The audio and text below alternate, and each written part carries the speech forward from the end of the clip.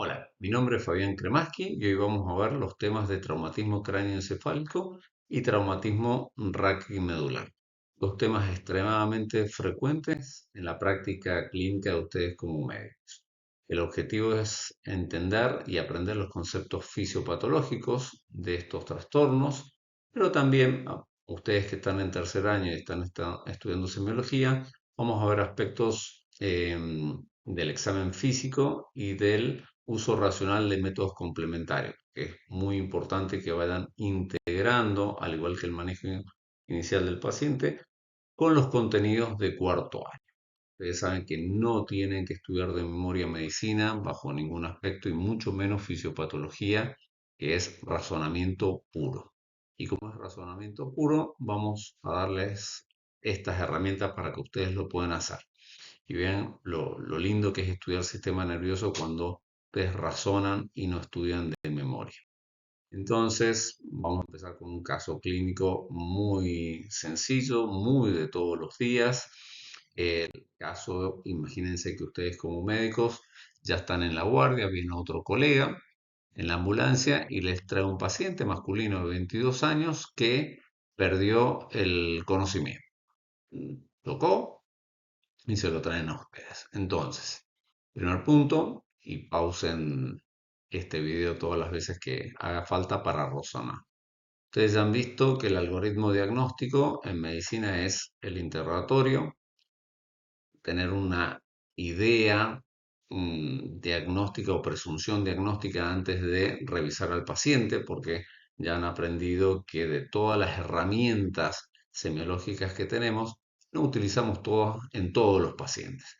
Por ejemplo, si yo tengo un paciente con alteración de memoria y voy a hacer aspectos como el mini mental, estudiar el estado de conciencia, pero tal vez hacer un tacto rectal no es de importancia, pero si yo este paciente con el traumatismo por accidente vial, el paciente dice que no puede mover las piernas, no le voy a hacer un mini mental, pero es fundamental hacer un tacto rectal para la indemnidad de la médula espinal.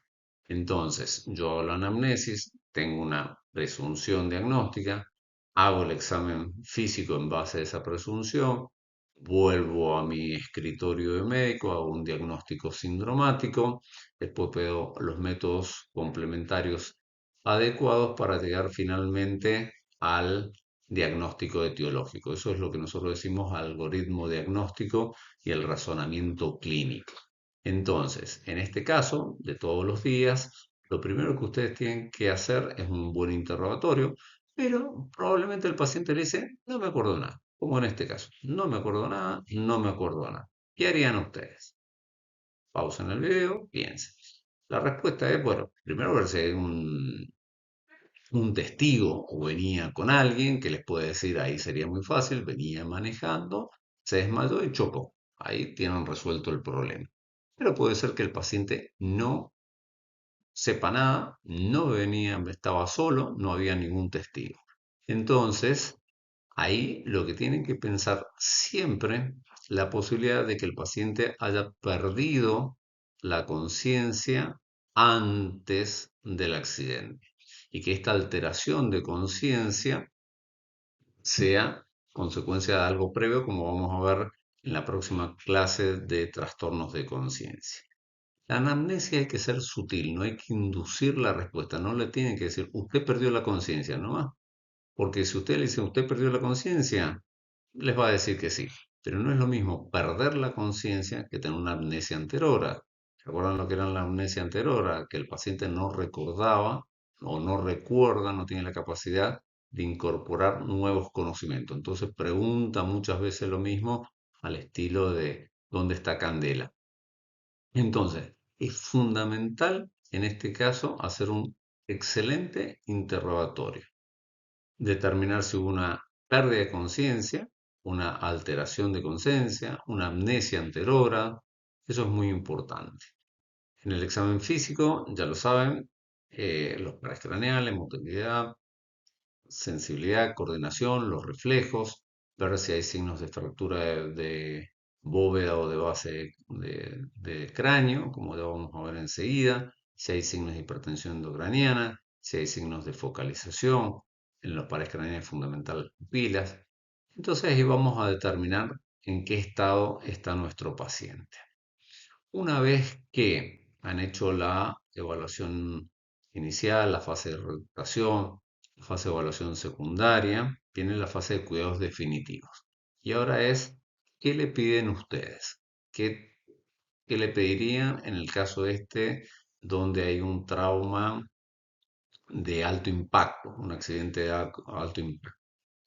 Eh, yo supongo que ustedes van a estar de acuerdo en pedirle una tomografía y qué esperamos ver en la tomografía. Acá la tienen,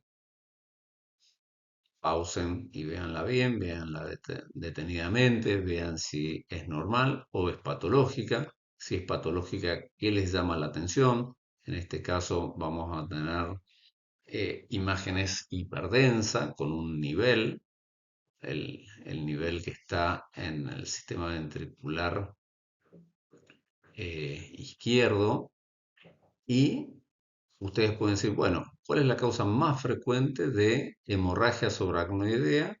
Que es lo que tiene este caso.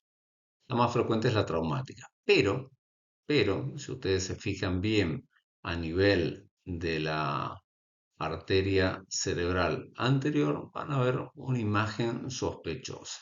Entonces, acá lo que tienen que hacer, siempre, como les dije recién, pensar si esto fue una alteración previa de conciencia y no solamente una alteración postraumática, tiene que hacer una angiotomografía o una eh, angioresonancia.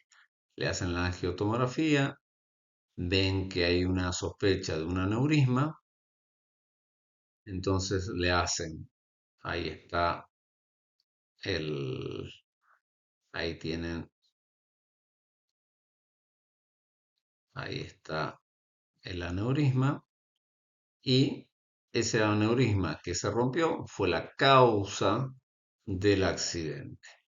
Entonces le hacen ahí tienen la angiografía y ahí está el paciente operado y donde no está más el aneurisma. Este es un caso muy típico que nos obliga a pensar si la alteración de conciencia fue antes o postraumática.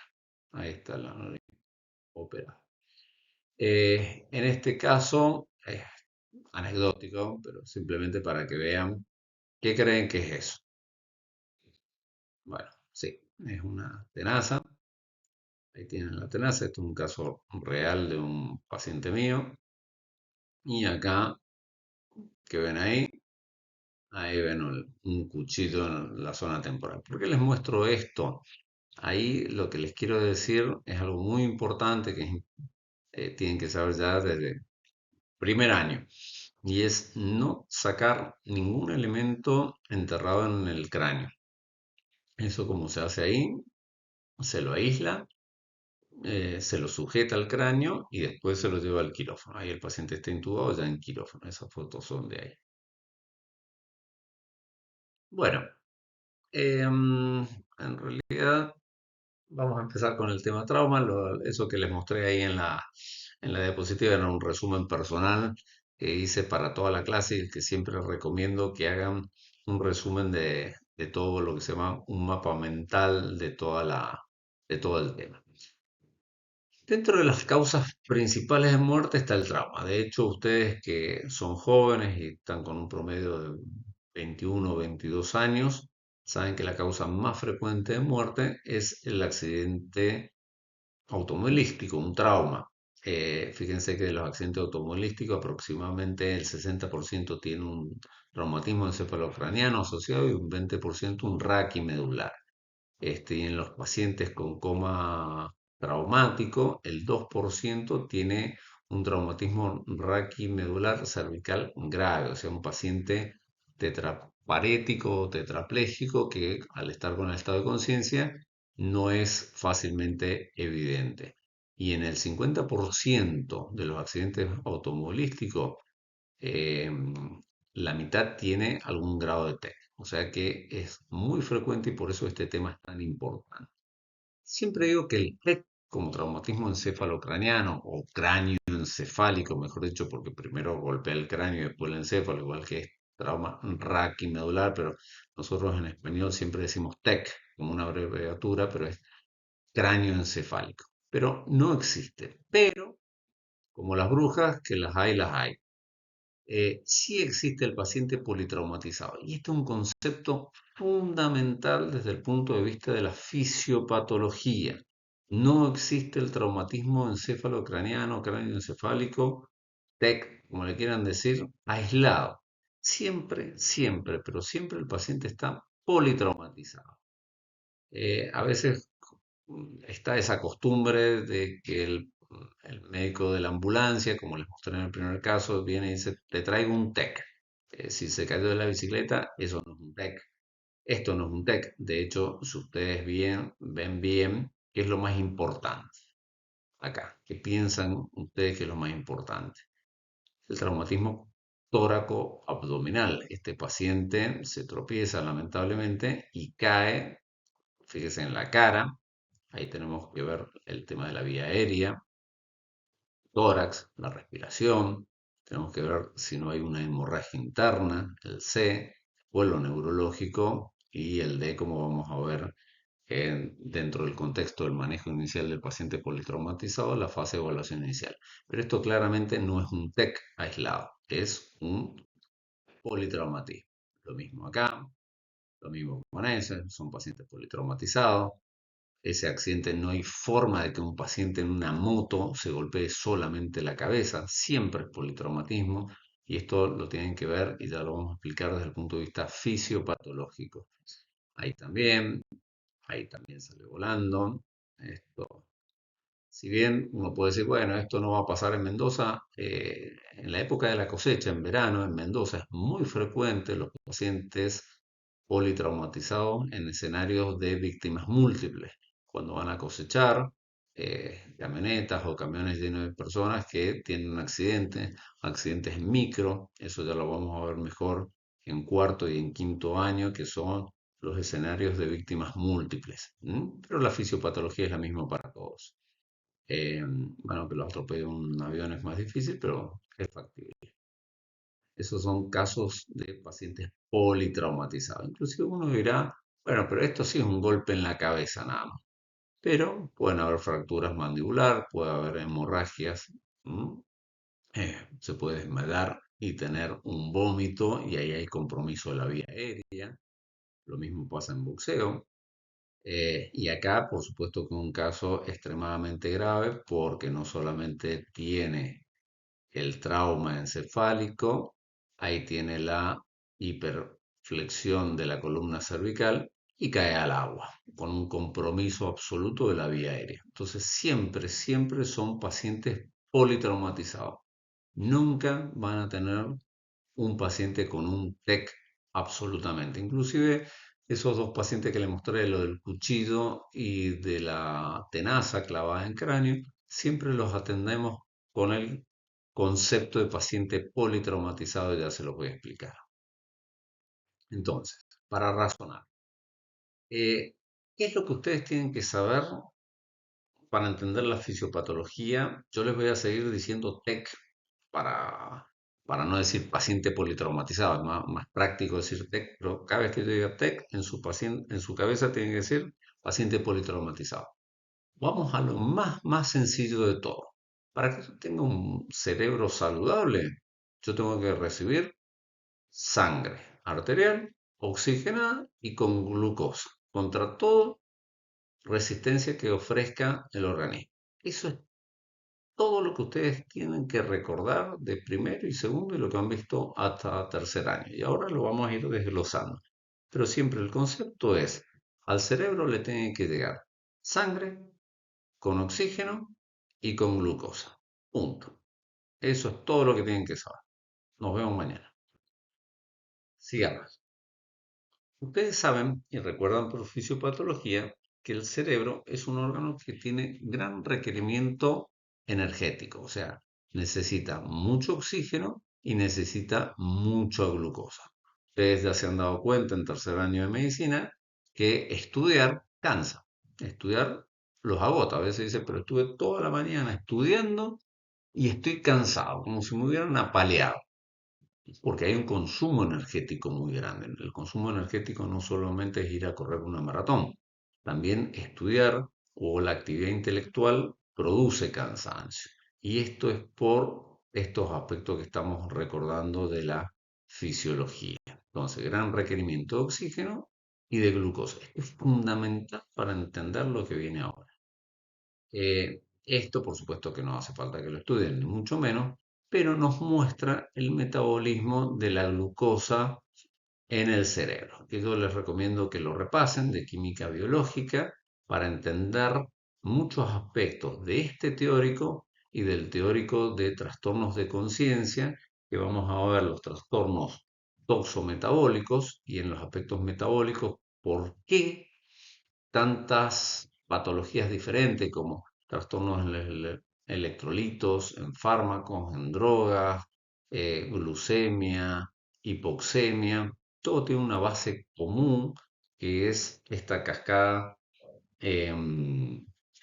excitotóxica.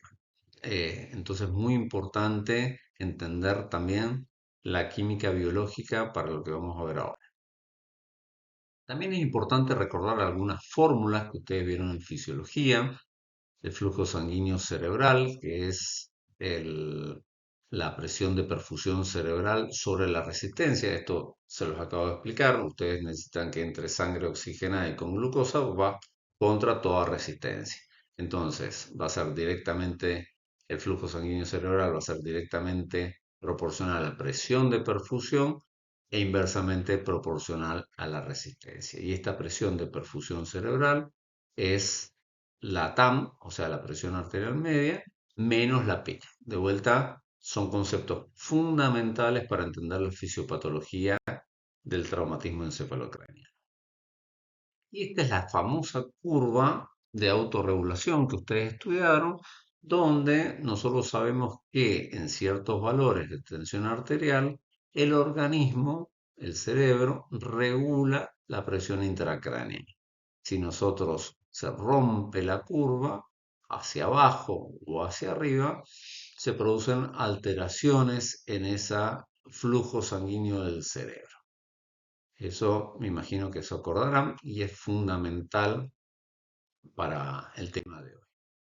Otro concepto que tienen que recordar para la fisiopatología es la doctrina de Monroe-Kelly, donde nosotros sabemos que dentro del cráneo tenemos distintos componentes. Tenemos el cerebro, tenemos el líquido cefalorraquídeo, también tenemos sangre venosa y sangre arterial. Eso está en un perfecto equilibrio y si hay una alteración, el cerebro no va a crecer, pero ¿qué pasa después de un golpe en la cabeza? Nosotros podemos tener edema cerebral, podemos tener un coágulo, podemos tener algo que al romperse este equilibrio tenemos hipertensión endocraniana. Entonces, muy importante recordar el metabolismo neuronal, el metabolismo de la glucosa a nivel cerebral, recordar estas fórmulas que les dije, recordar la curva de autorregulación y la doctrina de Monroe-Kelly. Ahora bien, esto que está ahí es una vasija griega que representa maratonistas. Ustedes piensen que cuando el paciente se golpea la cabeza, ahí empieza una serie, como una carrera, ¿no?, de maratonista, una serie de alteraciones fisiopatológicas. Entonces, nosotros tenemos un daño neuronal primario que es por el golpe en la cabeza, pero luego de ese golpe vamos a tener daños neuronales secundarios o terciarios que comienzan después de ese golpe. El daño neuronal secundario es un conjunto de procesos fisiopatológicos que ocurren después de ese daño primario, entonces, y que va a agravar la lesión cerebral. A diferencia del daño primario que resulta de fuerzas mecánicas directas como la contusión, laceración, hemorragia, el daño secundario es dinámico, potencialmente prevenible y se inicia inmediatamente después y va durando inclusive minutos o horas después del trauma. Puede durar días. Esto va a incluir la isquemia cerebral por hipoperfusión o vasoespasmo, el edema cerebral, en este caso no es vasogénico, sino que es citotóxico, y eso hace, por la doctrina de Monroe Kelly, aumentar la presión intracraneal. Además, hay una liberación excesiva de neurotransmisores excitatorios. ¿Se acuerdan cuál es? El glutamato. Pero también hay disfunción mitocondrial, estrés oxidativo y la activación de las cascadas inflamatorias y de apoptosis. Todo eso por las alteraciones que se producen en los conceptos que le dije recién de el metabolismo neuronal. Y obviamente que este daño, esta sumatoria de daños que se va dando en el tiempo, compromete ese equilibrio, la homeostasis neuronal, va a alterar la barrera hematoencefálica y puede llevar a la necrosis o muerte celular programada. Lo importante es que todos estos conceptos fisiopatológicos son dinámicos, por eso hay que actuar tan rápido.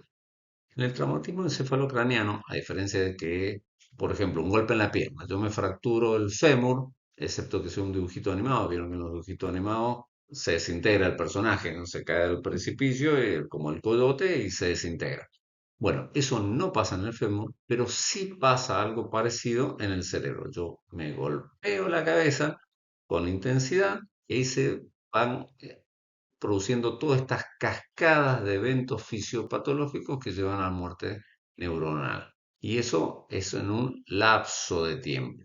Por eso yo tengo que actuar siempre rápido y con una supervisión constante para tratar de frenar esta cascada fisiopatológica de daño neuronal. Vamos con más detalle. Esta cascada neurotóxica, por eso ahí fíjense que tienen como las fichas del dominó que se van cayendo, cayendo, cayendo, que nace con el golpe primario, se inicia esta cascada, como le dije, esta cascada neurotóxica, que son un conjunto de eventos bioquímicos y que contribuye a esta muerte neuronal.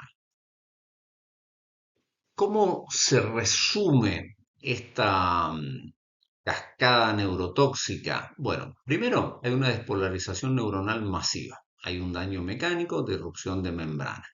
Entonces ahí se rompen las neuronas, por decirlo fácilmente. Al romperse hay una liberación de glutamato, que como les mencioné recién, es un transmisor neurotóxico que activa los receptores NMDA y los AMPA.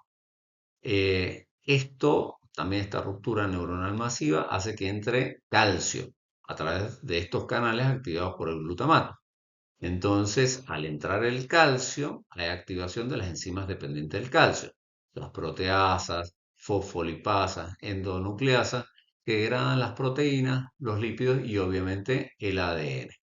Entonces, se producen radicales libres, superóxido, hiperoxinitrito, que dañan las membranas y proteínas mitocondriales. Si se produce una alteración de la mitocondria, ¿qué voy a tener? Una disfunción que reduce la producción de ATP y favorece la apoptosis.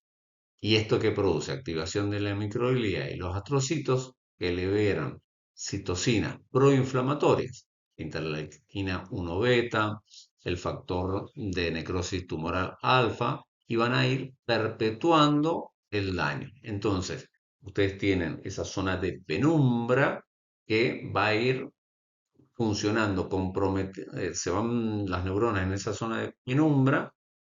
Esto es un concepto muy importante, la zona de penumbra. Ustedes tienen el golpe, el daño primario, y esto es como se va expandiendo, se va produciendo una alteración gradual de las neuronas, pero no es que se mueren inmediatamente.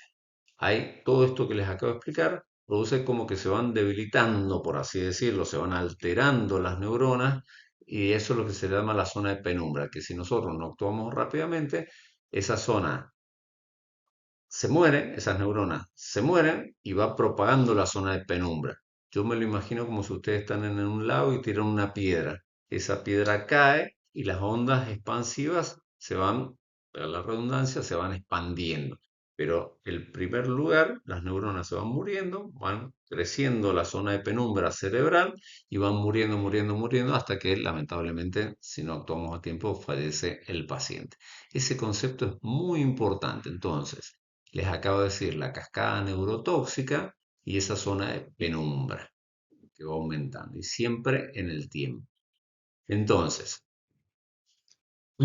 todo esto se refleja en esa pérdida de la curva de autorregulación, donde acá tenemos isquemia eh, cuando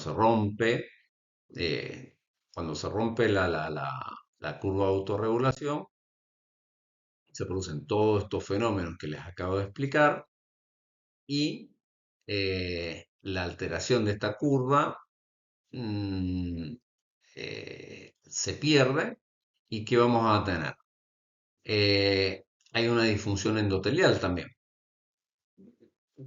Acuérdense que el endotelio es un órgano, y es prácticamente un órgano, un tejido fundamental que regula la contracción y dilatación. Entonces, esta disfunción endotelial impide la vasoconstricción y la vasodilatación. Entonces ya no hay regulación, porque cuando nosotros decimos se rompe la curva de autorregulación, ¿pero por qué se rompe? ¿Cuál es el mecanismo fisiopatológico?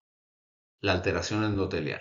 Entonces, al no poder vasodilatarse y vasocontraerse, ¿quién controla la regulación de esta curva? Ustedes, como médicos, básicamente. Porque al perderse, si la presión baja o baja la TAM, ¿qué vamos a tener? Isquemia. O si aumenta la presión, ¿qué vamos a tener? Edema cerebral. Porque ahí está directamente relacionado a a la TAM, como explicamos recién. Entonces, hay una disfunción endotelial, hay edema y compresión vascular, para un lado, hay alteración de la reactividad al dióxido de carbono, que también compromete el control del tono vascular, la inflamación y los radicales libres que les mencioné, que daña el músculo liso vascular. Entonces, el flujo sanguíneo cerebral se vuelve dependiente de esa tensión arterial. Y es lo que expone al cerebro a hipoperfusión si baja la presión o hiperemia si sube. Entonces vamos a tener isquemia por un lado de la curva o edema por el otro. Entonces, tenemos toda esa cascada citotóxica más la alteración endotelial que explican estos daños a nivel neurológico después del TEC. TEC, la carrera, daño neuronal primario, secundario, terciario. Tenemos la cascada citotóxica y tenemos la alteración endotelial que produce este mal funcionamiento o no funcionamiento de la curva de autorregulación. Se pierde la autorregulación, va a depender todo de la TAM. La TAM la manejan ustedes como médicos. Si baja la presión arterial, vamos a ir a edema y el edema, siendo todo ese mecanismo de citotoxicidad que explicamos recién. Y si no, si se va para el otro lado, o sea, la presión es muy alta, va a tener em, edema cerebral, edema citotóxico. Isquemia, edema. Ahí está un resumen de todo lo que les dije. A esto se suman algunas otras cosas, como si el paciente tiene anemia por pérdida de sangre. Este es el C del ABC que vamos a ver enseguida. Eh, puede haber aumento de la temperatura corporal, que baje el sodio, hiper o hipoglucemia, acidosis y lo que les expliqué del síndrome de respuesta inflamatoria sistémica que se los acabo de explicar.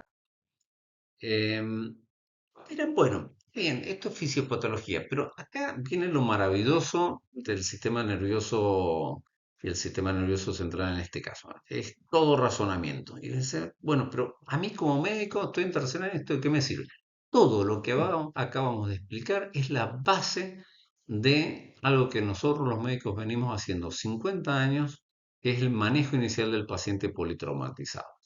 En la década del 70 hubo un accidente de aviación y un médico determinó que muchos de los que habían fallecido podrían haber salvado la vida si se actuaba en forma rápida, por todo esto que estamos hablando, pero ordenada, ordenada. Ustedes dirán, bueno, el cerebro es lo más importante de todo, pero como yo les expliqué, un cerebro, si no tiene oxígeno o no tiene glucosa, se muere, se muere. Entonces, estas personas, y esto es algo que se viene haciendo, tiene un nombre comercial que es ATLS. En la ATLS tiene cuatro fases: la fase de evaluación inicial, la fase de resucitación, la fase de evaluación secundaria y la fase de cuidados definitivos. Y todo esto está hecho para que el A es la vía aérea de la fase de cuidado inicial, la vía aérea y el control de la columna cervical. ¿Por qué la vía aérea? Porque necesita oxígeno. Cervical, 2% de los pacientes con trastorno de conciencia postraumático tienen una lesión cervical. El B, respiración. Entra aire por la vía aérea, pero ¿a dónde va? Los pulmones. El C, ¿qué dijimos? Que tiene que haber un intercambio de oxígeno y no tiene que haber anemia. O sea que en el C hay una doble fase: el control de los signos vitales a nivel cardiovascular y también control de las pérdidas de sangre. El D, recién ahí hacemos la evaluación neurológica, y el E es la exposición del paciente. Pero fíjense que esto que hacemos todos los médicos todos los días a nivel mundial se basa para evitar estos mecanismos fisiopatológicos. Estas son las guías que ustedes van a ver hasta el cansancio como médico. Tienen una prehospitalaria y otra intrahospitalaria. La que les acabo de explicar es la intrahospitalaria, que es la más frecuente de todas. Esto es muy, muy importante porque lo van a hacer. No hay forma de que ustedes como médicos no vean un paciente politraumatizado. Entonces, cuando estudien o hagan el curso prehospitalario o intrahospitalario, todo esto está fundamentado en los principios fisiopatológicos que acabamos de comentar. O sea que ustedes van a tener que, en el caso del prehospitalario, siempre medir el oxígeno, evitar la hipoxemia, también evaluar la tensión arterial, por lo que hablamos de la curva de autorregulación, evitar la hipotensión arterial para evitar ir a la isquemia y seguir con toda esa cadena citotóxica. Y la evaluación neurológica es muy fácil. Yo acá me voy a adelantar un poquito, algo que ustedes ya están viendo en relación médico-paciente 3, pero acá quiero mostrar un aspecto que no lo van a ver seguramente en relación médico-paciente 3, que es en el contexto del prehospitalario. No confundir, y ya lo vamos a ver en la próxima clase, la reactividad del contenido de conciencia.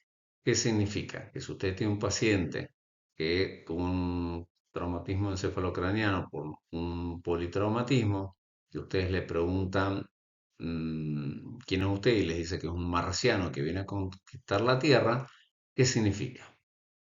Pausan el video y piensen en todo lo que hablamos de la fisiopatología, del ATLS, donde tenemos una fase de evaluación inicial, fase de rotación, fase de evaluación secundaria y la fase de cuidados definitivos, donde la fase de atención primaria tiene el A, B, C, D y el E. El paciente les dice que viene de Marte. La respuesta correcta es que tiene la vía aérea permeable. Nada más. Tiene la vía aérea permeable. No importa si viene de Marte, de Saturno o viene de comprar verduras en el supermercado. Tiene la vía aérea permeable. ¿Por qué? Porque nosotros nunca en el contexto de un paciente politraumatizado evaluamos el contenido de la conciencia. Lo que evaluamos es la reactividad de conciencia. Nada más. Y eso es en el cuarto nivel. Primero vemos A, B, C y D es el cuarto.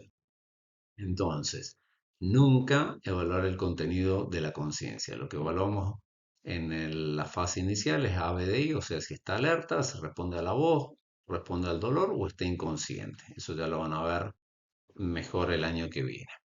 Y en cambio, en la escala de coma de Glasgow, que es muy importante, y eso seguramente lo van a ver ahora en tercero, lo vemos en el post-resucitación. Post-resucitación. Eso es en la tercera fase. Pero nunca evalúan el contenido de conciencia, sino la reactividad y nada más. También otra cosa muy importante es evaluar la pupila, que haya asimetría. Acá en el caso de la mujer ven una asimetría pupilar, pero claramente esa mujer tiene los ojos abiertos en forma espontánea. Entonces lo que tienen que pensar que es o un daño local o que ha venido del oftalmólogo a hacerse un estudio. En cambio, en este otro caso, claramente el personal de salud le está abriendo los ojos, el paciente está intubado, ahí se lo tape a propósito, y tiene una midriasis, tiene una anisocoria y una midriasis del lado izquierdo. Esto es estructural. Y acá corresponde una lesión, ustedes ya lo saben por anatomía y por relación médico-paciente 3, los síndromes alternos, acá hay una lesión en el tronco encefálico. Bien. Y siempre ver la asimetría en las extremidades. Eso con la maniobra de Foix, que también lo van a ver en relación médico-paciente 3, o lo consultan con sus docentes o nos preguntan a nosotros, para no explayarnos tanto acá. Pero cuando hay una asimetría, o sea, una hemiparesia, significa que hay una lesión ocupante, pero a diferencia del tronco que es ipsilateral, en el caso de las lesiones ocupantes supratentoriales son del lado contralateral. Yo les dije al principio que nunca tienen que inducir la respuesta, porque para ver si un golpe, un TEC es grave, es leve, grave o moderado, tenemos que ver la escala de coma de Glasgow, es muy importante. Entonces, nunca decir, como hablamos, se lo expliqué con el motivo del caso para razonar, nunca tienen que inducir. Tienen que preguntar y ustedes determinar cuánto tiempo duró esa alteración de conciencia, ya sea una pérdida de conciencia o una amnesia anterora. Entonces, cuantificarlo. La amnesia postraumática, eso que le dije, candela, candela, candela, si bien asusta mucho, no es algo tan, tan peligroso como uno cree. Fíjense que para que sea grave, y esto es algo viejísimo, esto viene del año 1932, o sea, estamos hablando de principios del siglo pasado, escala de amnesia postraumática de Westman. 24 horas ya es grave. Y los pacientes con amnesia postraumática suele durar algunos minutos o pocas horas. Entonces no se asusten por la amnesia postraumática. Pero lo que sí tienen que tener, entonces, si perdió toda la conciencia, y ahí vamos a ver si es severo cuando hay una alteración de más de 6 horas, moderada entre 30 minutos y 6 horas y leve en menos de 30 minutos. Esa alteración cuando ustedes no pueden determinar si fue una pérdida o una amnesia anterior.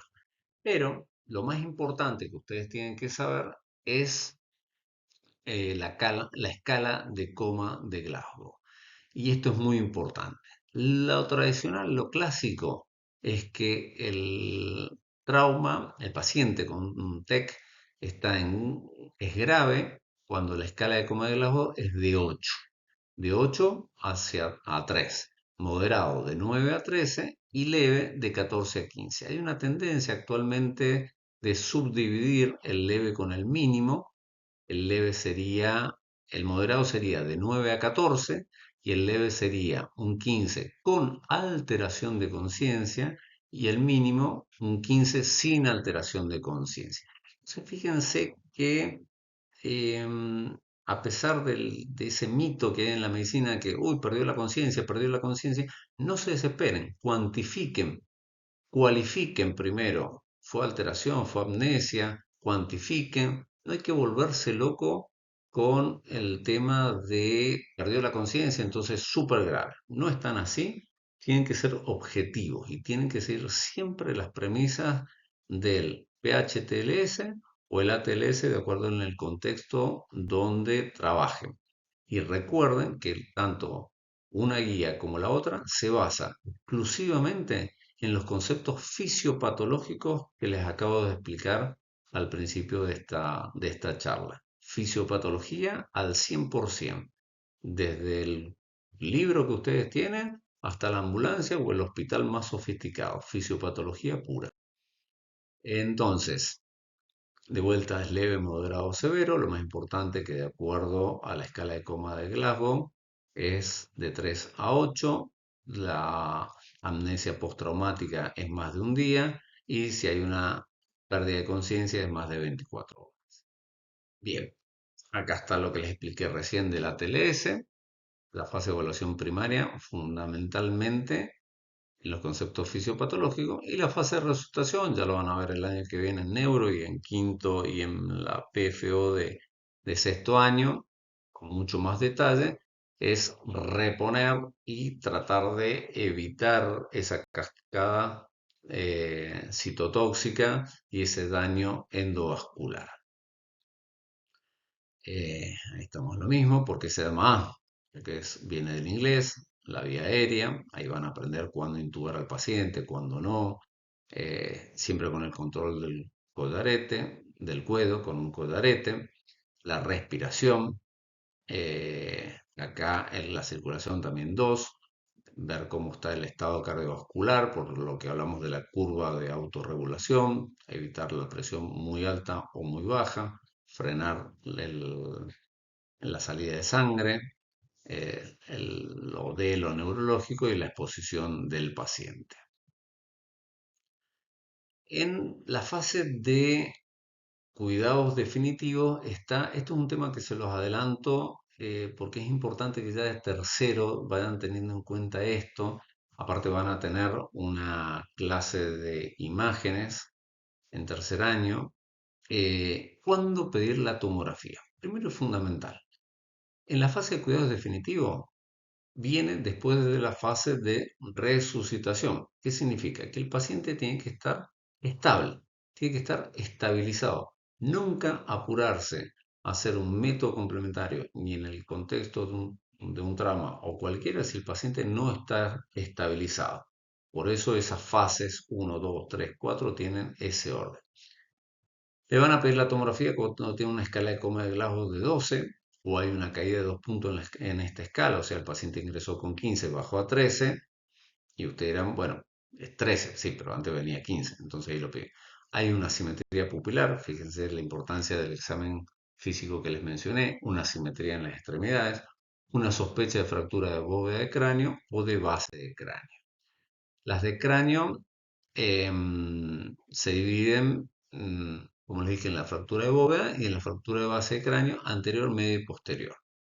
¿Qué van a encontrar o qué pueden u otras cosas encontrar en la tomografía o tienen que sospechar? Si ustedes tienen una asimetría en las extremidades o en las pupilas, tienen que pensar en hematomas peridurales, o sea, episubdural, hemorragia subaracnoidea traumática, como vimos en el caso del caso clínico, que en realidad supimos que no era traumática, sino por la ruptura de un aneurisma, hematomas parenquimatosos, o sea, una contusión, una lesión axonal difusa o edema cerebral citotóxico, por lo que ya hablamos en extenso. Entonces acá tenemos un caso, un paciente mío que había atropellado un caballo en la ruta y tiene una lesión, esta fractura tremenda, con hemorragia subaracnoidea y con un edema, con una pérdida de las circunvoluciones cerebrales.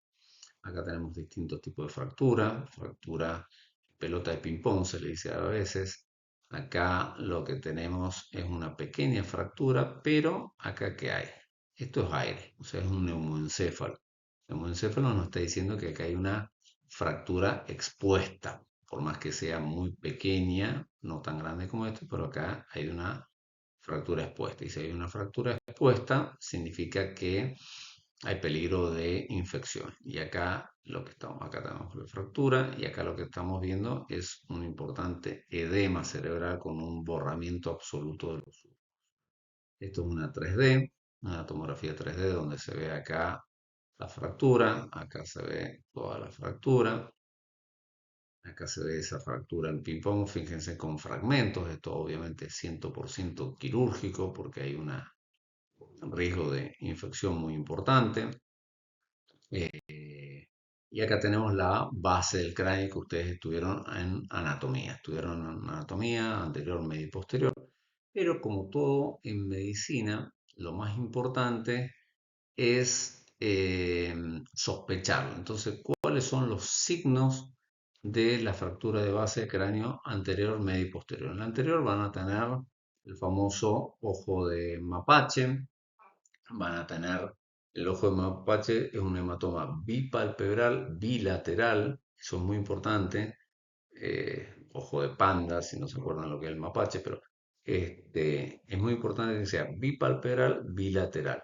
Queda salida de líquido cefalorraquídeo de sangre por la nariz, eh, salida de líquido cefalorraquídeo sangre en los oídos o cuando le hacen la otoscopía que vean la hemorragia en la membrana timpánica o el signo de Battle, que es un hematoma retromastoideo. Recuerden que los signos de fractura de base de la bóveda craneana anterior y media son muy rápidos. En cambio, el signo de Battle, el hematoma mastoideo, suele ser más tardío, puede tardar varias horas. Entonces acá lo tienen, el ojo de mapache, el tímpano, este es el signo de Battle. Bien, entonces esta siempre es la sospecha clínica de fracturas de la base de cráneo. Ahí tiene una fractura de base de cráneo más el hematoma. Acá tiene, esto es algo muy importante en medicina, esto es algo muy básico, esto es como saber cuáles son los signos de un infarto de miocardio, o sea, tienen que saber cuáles son los signos cuando sospechar el hematoma subdural y este es el epidural. Este es un agudo con desplazamiento de línea media, acuérdense que el subdural suele ser venoso, el epidural suele ser em, arterial y acá para diferenciarlo de un sangrado intraparenquimatoso. Acá tenemos un epidural, otro epidural, acá tenemos un subdural con un pequeño epidural. Este, este es otro paciente mío donde tenía un subdural con un epidural, pero hay un desplazamiento muy importante de la línea media. Esto es fundamental, el desplazamiento de la línea media. Esto indica que acá, si bien no es muy grande, está produciendo una lesión. Esto está produciendo el desplazamiento de la línea media y puede llevar a una herniación del uncus si no actuamos rápidamente con la cirugía. Acá tenemos hemorragias subaracnoideas traumáticas. Ahí vemos en el espacio subaracnoideo. Esto es una hemorragia intraparenquimatosa. Esto es muy característico que es ese puntillado que vemos en el frontal, porque se acuerdan que está la lámina cribosa, es rugosa. Entonces, cuando se hace el mecanismo de flexión y extensión, o de golpe y contragolpe, raspa y tenemos este puntillado muy característico frontal bilateral. Les adelanto que estos pacientes en este estadio no se operan, pero sí, volvemos a la importancia de los conceptos fisiopatológicos que hablamos. Golpe primario. Después viene el daño neuronal secundario por todos los mecanismos, la cascada citotóxica y la alteración del tejido endotelial. Todo eso que puede pasar, más daño, como explicamos, y estas pequeñas contusiones se unen y pueden ser un hematoma muy grande. Y ahí probablemente sea quirúrgico. Por eso estos pacientes siempre se internan y se van controlando hasta que se resuelva o se opera. Fisiopatología pura. Inclusive hasta llegar a la cirugía tenemos que ver y recordar la fisiopatología. Otro tipo de lesión es la difusión axonal difusa.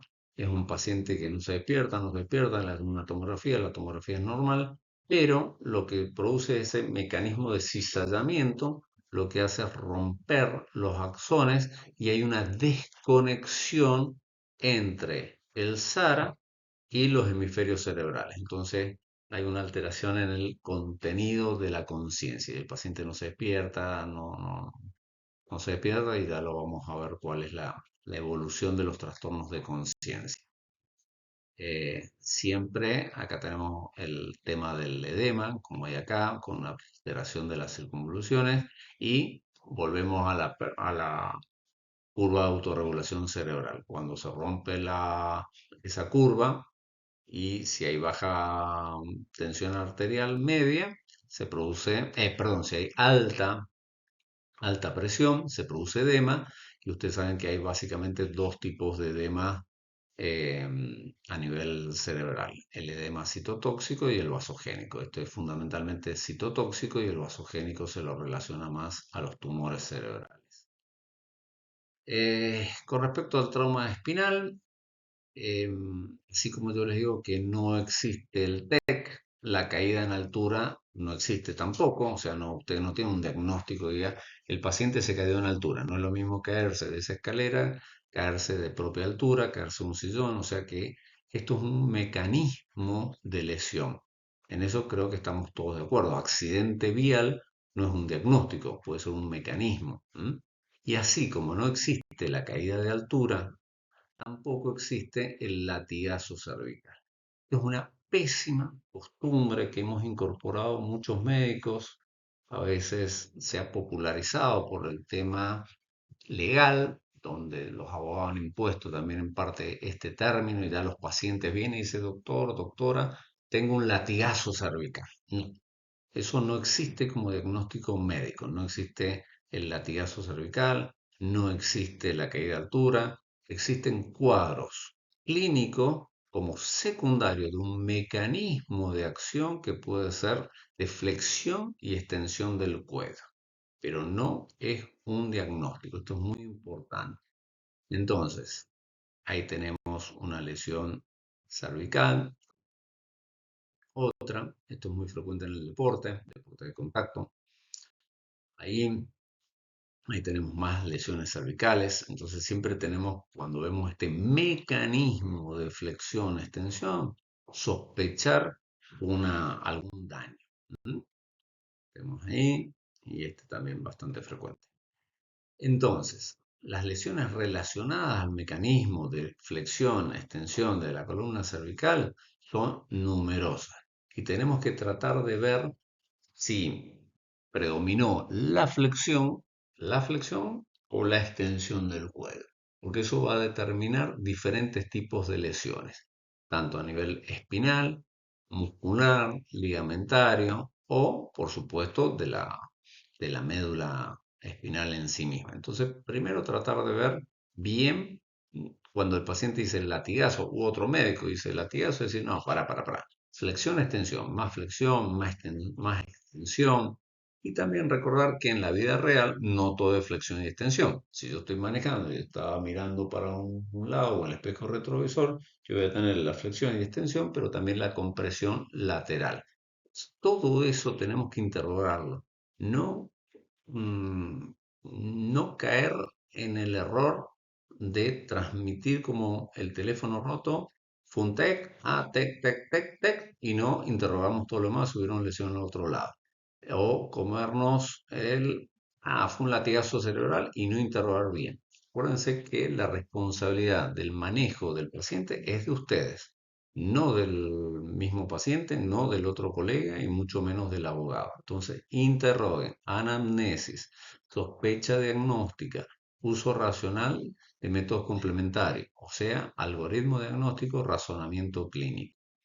Entonces, este esquema, muy sencillo, indica que en el contexto de fracturas cervicales, si el mecanismo fue de hiperflexión o de compresión, suele haber más frecuentemente afectación medular importante. Acá obviamente que es una sobresimplificación, pero a los fines prácticos, hiperflexión, compresión, sí puede haber afectación medular.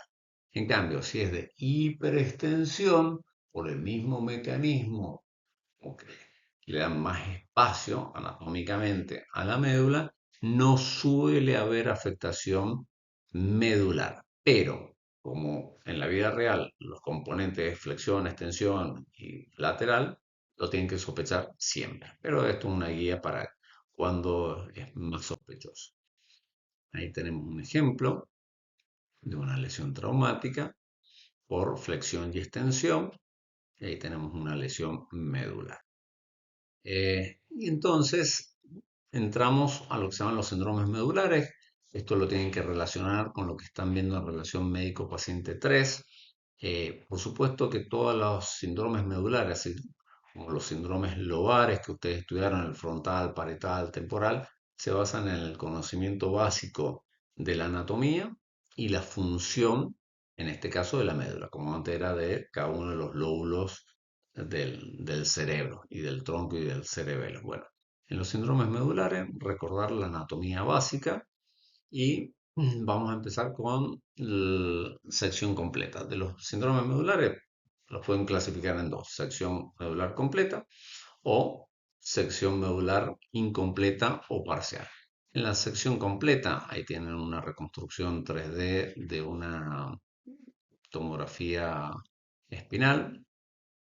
Fíjense, esto es muy importante. Pausen, les hago una pregunta y pausen el video antes de que yo les dé la respuesta. ¿Es sí o sí lesión medular? La respuesta es la siguiente. Fíjense, acá está 12, 1 y 2. O sea que está entre la 1 y 2. ¿Hasta dónde llega la médula? Justamente hasta 1 y 2. Entonces miran, bueno, pero ahí no va a haber lesión medular, ahí va a haber lesión de la cola de caballo o del cono o el epicono. Pero ¿cuál es el tema que vimos en esta primera parte? El daño neuronal primario y secundario. Entonces, hay seguramente, y de hecho lo hubo, hay un daño medular porque la citotoxicidad y el trastorno del endotelio se expanden, igual que en el encéfalo. La médula también. Entonces, si bien justo está en el límite, en este paciente hubo una sección medular completa. Esto es muy interesante porque nos repasa la anatomía, la fisiología y la fisiopatología. Acá tenemos otras lesiones completas a nivel dorsal, ahí tiene esta.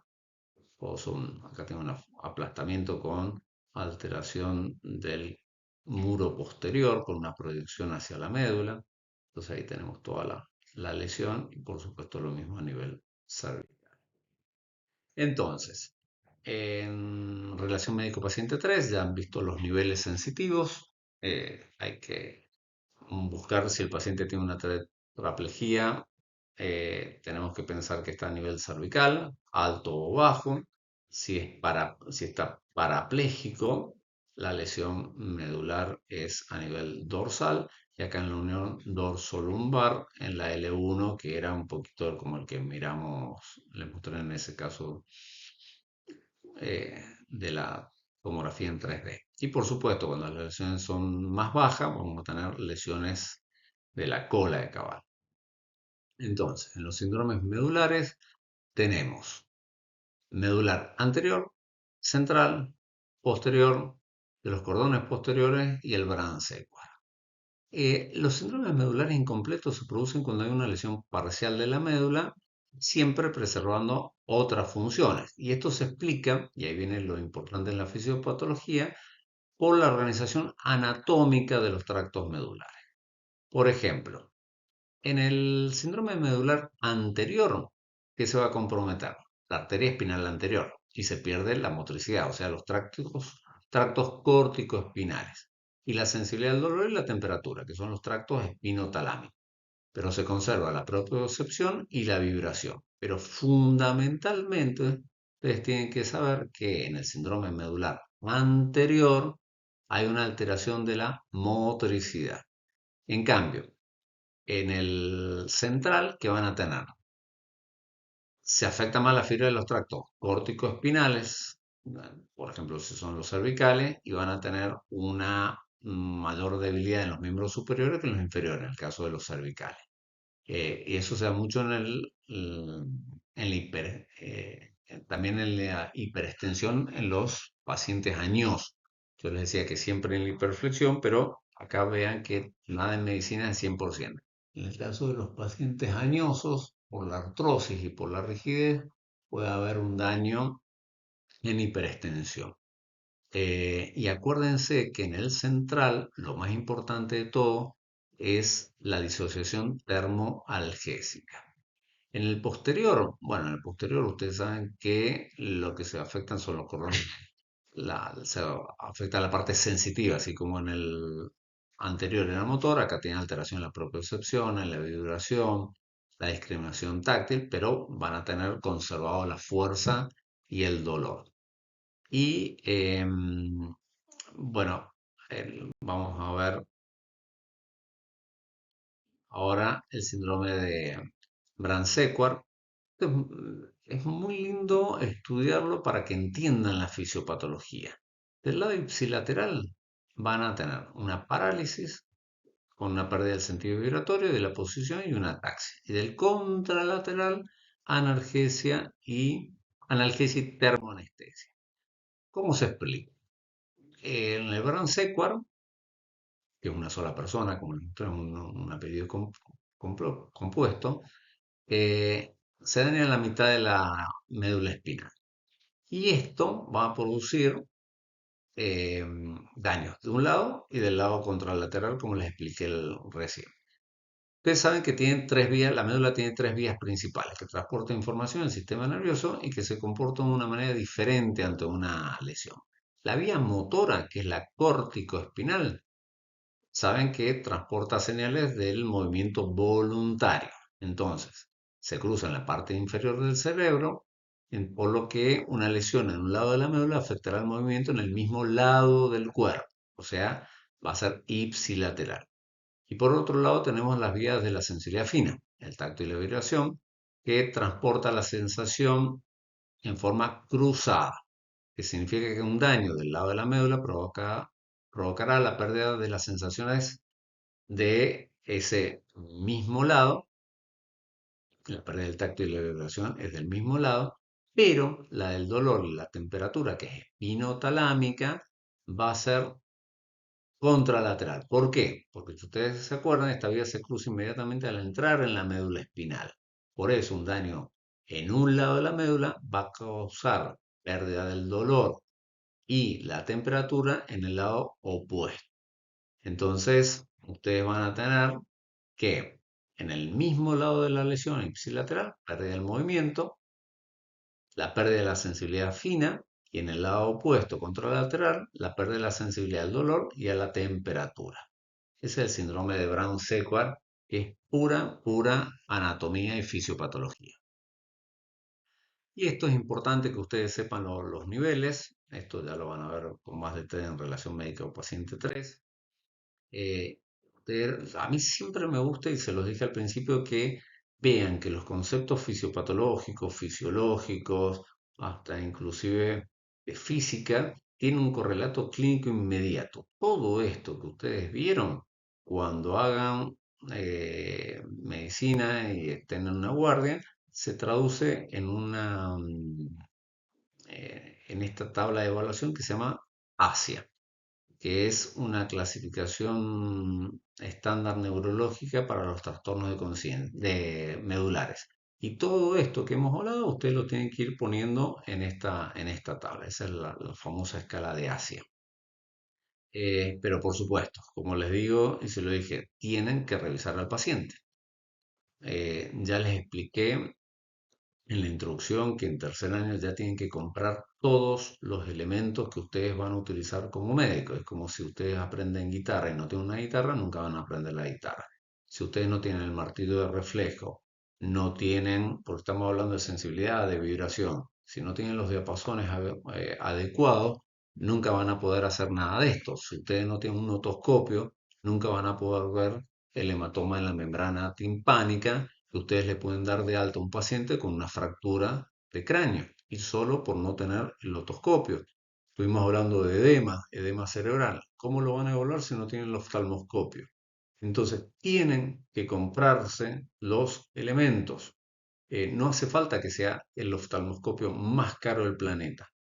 Hoy, con las plataformas comerciales, ustedes pueden comprar muy barato,